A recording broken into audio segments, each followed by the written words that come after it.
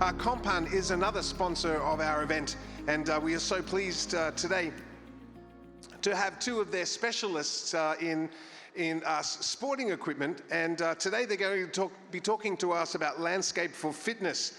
Ladies and gentlemen, I would like to introduce you to the Strategy Director for Fitness at Kompan, Mr. Rob Boogmans, and also the Senior Manager, Kompan Fitness Institute, Mr. Morten, Zacho. They're going to tag team a short presentation just talking about fitness and landscape. Guys, thank you so much for joining us. Thank you. Thank you very much, Philip. Good afternoon. My name is Rob Boogmans. As Philip mentioned, I'm the Strategy Director for Kompan Fitness. Kompan is one of the largest manufacturers of playgrounds, but we also are leading in outdoor fitness. And it's up to Morten to take it away. Yes, thank you, Rob, and thank you for attending this session here. So let's get started here. There you go. Oops. So, we're talking about creating outdoor spaces for mostly adults, but also for kids, of course, with playgrounds. And the key word here is activity, but it's also about being outdoors. And I want to tell you something about why it is so important to spend time outdoors. You probably all know the importance of vitamin D, and that's related to ultraviolet radiation from the sun. But you also know you can get too much of that. But what is less known is the very important aspect of the red and infrared parts of sunlight. And the red and infrared light is actually important to prevent diabetes, obesity, other chronic diseases, even dementia. So it's super important for health to be exposed to natural daylight, just something that goes for all the projects you're working with. So I'm not going to bore you with all the benefits of exercising, because I'm quite sure that you know about that, but just to highlight that probably the healthiest thing you can do for yourself is to combine those two things, to exercise in the outdoors. There's no other situation where you're getting more health per minute than doing that. So that's one aspect of it. The other aspect, of course, is also to get people out there, to motivate them and create something that's actually attractive for people to use. And that does have something to do with the equipment that we're offering. When outdoor fitness started some decades ago, it was, to be honest, not the best of equipment you could see. Sometimes we even call it fake fitness, but because it didn't work very well. But today it's a completely different story. The equipment you can have today is fully on par with indoor fitness equipment. So you have adjustable resistance on the cardio and the strength training, and it's designed to be super friendly for all people, no matter if you have skills, if you're unfit, what your body size is. That's a very important aspect for creating successful outdoor fitness sites, that you go for quality and you make sure that people will be attracted to the sites.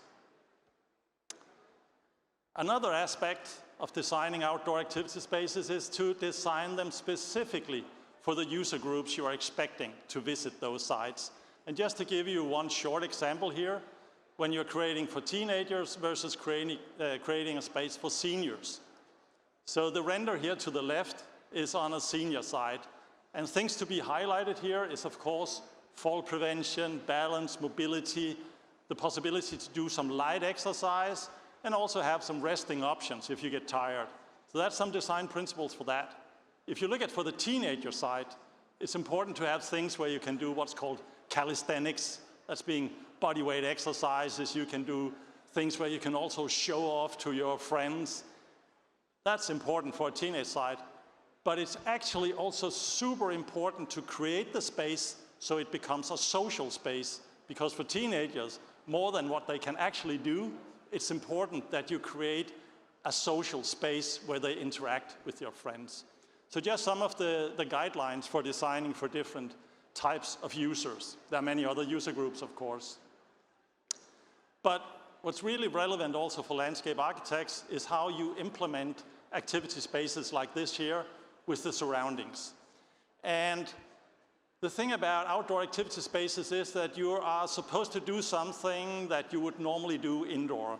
So it's a little bit of insecurity associated with it for most people. So therefore, we work a lot with reducing barriers to entry into these spaces. And some of the things to consider is have items that people know how to use. So for instance, everybody knows how to use a bike. There's no barrier to that. So you can get into the space and you can get started. That's one way of doing it. Also having different exercise options. Maybe somebody is attracted to cardio, somebody else is attracted to go in and do strength training in normal fitness machines. So have different options.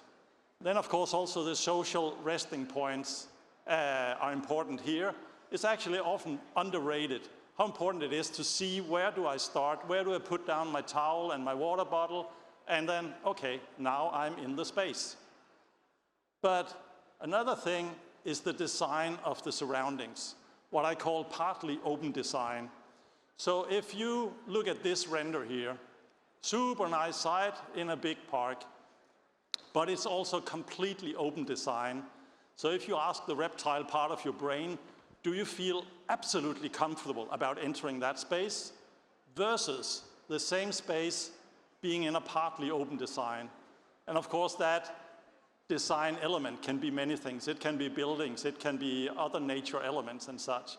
But there's a difference to an activity space compared to a normal public space, because if you look at research about how do people feel safe and comfortable in public spaces, openness is often a criteria, but because you are to do something where you feel slightly insecure, a little bit exposed, then partly enclosure is an important design element of a space. Here are two real-world examples. So on the left side, you see a very nice site from the UK, super nice fitness site, but also you can see it's a completely open design. And on the right side, you have a design concept we recently developed, where you have a corner structure that comes out as a social corner, but also as a protecting space element. Even though it's transparent, it still gives you that perception of space. So this here is from the US, where we opened the first site. So this concept here is intended to be everything in one. So it targets all user groups. So on the signs, you can see on the social wall, there are instructions for beginners, for advanced, for seniors, and also for wheelchair users. So a wheelchair user can go to that sign and see, okay, I need to do this, this, and this, and then I've done a workout. But again, the point being space creation with that element. And Rob, you have another case on space creation that was very successful. Yes, this is actually downtown Manhattan. And we're going to talk about all the red brick areas. That is Stuytown. It's 11,000 apartments, 25,000 people living there. And the developer Blackstone, they bought it in 2015 for $5.5 billion. And of course, they needed to upgrade the amenities in order to attract more people and ask for higher rents. So they started with the outdoor space. And we actually had the opportunity to convert this hockey pitch for them. And they said, okay, make a nice design and give us a showroom so that people, when they come in, that they're really wowed about the area. And this is what we created. We worked together with Star Whitehouse, a New York design firm. And we really wanted to create this open, inviting space where everyone could work out. It has an area with functional training, strength training, some obstacle courses and cardio training, a running track, and then, of course, we also added the green areas. This space became one of the most used spaces in the whole area. We actually have measured, and 28% of the people living there, they were occasionally using the fitness side. And the cool thing about it was that 27% of the people using it, there were actually people who didn't work out, so they had no workout experience. And that, I think, is very interesting, especially from working in the public domain, because why do we create outdoor fitness? Well, the reason is to activate people, to take away barriers for people to be active. And I think this is actually one of the best examples that we had, and this was already created in 2017. So since then, we actually became much smarter, and projects also became bigger, but this one is for you, Morten, to tell a little bit about. Yes, because the concept of upgrading urban spaces and creating activity possibilities for people living in urban areas is a real important thing. This here is a site from Madrid in Spain that it opened 2 years ago. So here on the render you can see you have a really big fitness area, but you also have a really big, nice, attractive playground. And what this here illustrates is also what we see as a global trend, where you, rather than creating fitness sites and playgrounds, you're actually creating family destination sites where the family go and the whole family is active together in the same space. And that's exactly what we saw in this site here in Madrid, that especially in the afternoons and in the weekends, it's jam-packed with not just children, but also parents going there together, and everybody are being active. This space here, it's open for everyone, but it's also, it's somewhat fenced in also to make the parents feel secure about that their kids is not running out on the streets. But it's been a huge success. So that's one concept. To go more to this region, Rob? Yep, slightly more local case. This is from Riyadh.